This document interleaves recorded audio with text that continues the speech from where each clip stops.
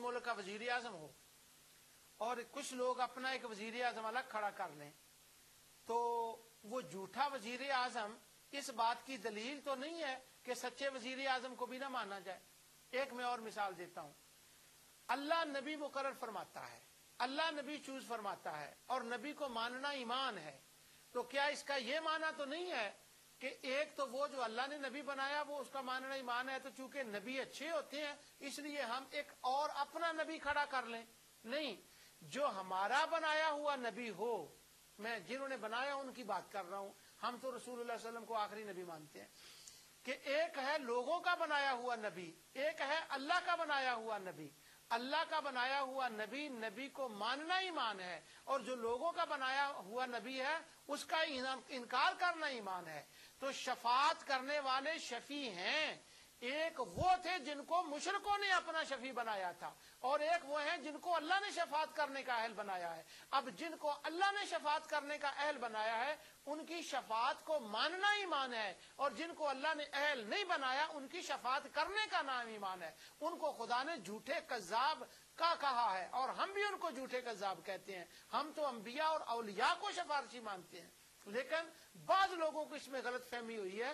وہ یہ سمجھتے ہیں کہ مشرکین مکہ جو تھے وہ بھی نعوذ باللہ انبیاء اور صلحاء کو سفارشی سمجھتے تھے, حالانکہ وہ تو انبیاء اور اولیاء کو مانتے ہی نہیں تھے. اور یہ شبہ ان کے ذہن میں پڑ گیا ہے, اور یہ عام بندوں کے ذہن میں شبہ نہیں, بڑے بڑے لوگوں کے ذہن میں شبہ ہے. یہ میرے ہاتھ میں کتاب ہے, اس کا نام ہے کشف الشبہات. 1988 میں اپنی والدہ ماجدہ کے ساتھ عمرہ کی سعادت کے لیے گیا, اللہ ان کو جنت نصیب فرمائے. اس وقت مجھے کتاب باب عبدالعزیز کے بار تحفتاً دی گئی, اور کیا معلوم تھا کہ نور ٹی وی کے اوپر بیٹھ کر میں نے اس کا درس دینا ہے. جس دن میں نے شرک فی الشبہات کو شروع کیا اس دن میں نے اس کے چند حوالے دیے, اور جب میں شرک فی التوسل کرنے والا ہوں اس میں بھی میں اس کے حوالے دوں گا, اور دیگر کے بھی.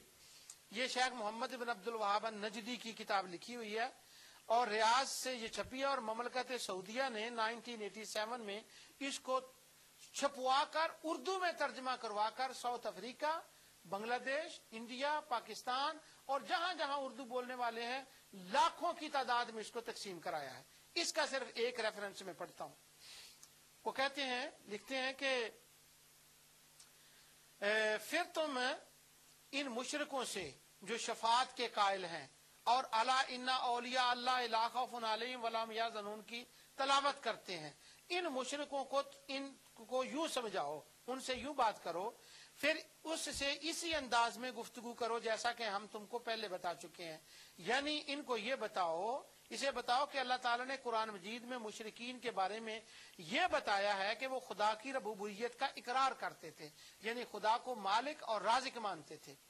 میرے موضوع سے ڈائریکٹلی اس کا تعلق نہیں, لیکن اہل علم کے لیے میں اشارہ کر دوں کہ جہاں پر قرآن میں یہ ذکر آیا ہے کہ وہ خدا کی ربوبیت کو مانتے تھے, اس کے ساتھ یہ ذکر آیا ہے وَإِنَّهُمْ لَكَاذِبُونَ, یہ جھوٹے ہیں, یہ جھوٹے ہیں, یہ جھوٹے ہیں, ان کا اقرار جھوٹا ہے. کیوں کہ ایک مقام پر تو وہ لا یقولن اللہ کہتے اور دوسرے مقام پر وہ اس کا انکار کر دیتے. تو اللہ تعالیٰ فرماتا ہے وَأَسِرُّوا قَوْلَكُمْ أَوِ اجْهَرُوا بِهِ إِنَّهُ عَلِيمٌ بِذَاتِ الصُّدُورِ. یہ ظاہر میں بدبخت کچھ اور کہتے ہیں, حقیقت میں کچھ اور کہتے ہیں. اللہ فرماتا ہے میں ان کے اندر کو بھی جانتا ہوں, ان کے باہر کو بھی جانتا ہوں. یہ جس اس آیت کی طرف اشارہ کر رہے ہیں اس آیت کا یہ معنی ہے کہ وہ خدا کی ربوبیت کا تنہا اقرار نہیں کرتے تھے, اس کو رازق و مالک خالق تنہا نہیں مانتے تھے. ساتھ اس کے دوسری آیات بھی پڑھے تو کہتے ہیں قرآن مجید نے مشرکین کے بارے میں یہ بتایا کہ وہ خدا کی ربوبیت کا اقرار کرتے تھے. ہاں اقرار کرتے تھے مگر جھوٹا اقرار کرتے تھے. یہ میں اپنی طرف سے اضافہ کر رہا ہوں. آگے کہتے ہیں لیکن اس کے باوجود انہیں کافر قرار دیا گیا. اس کی وجہ یہ تھی کہ وہ اللہ کو چھوڑ کر ملائکہ, انبیاء, اولیاء سے رشتہ جوڑتے تھے اور کہتے تھے وَيَقُولُونَ هَؤُلَاءِ شُفَعَاؤُنَا عِندَ اللَّهِ, کہ یہ اللہ کے ہاں ہمارے سفارشی ہیں.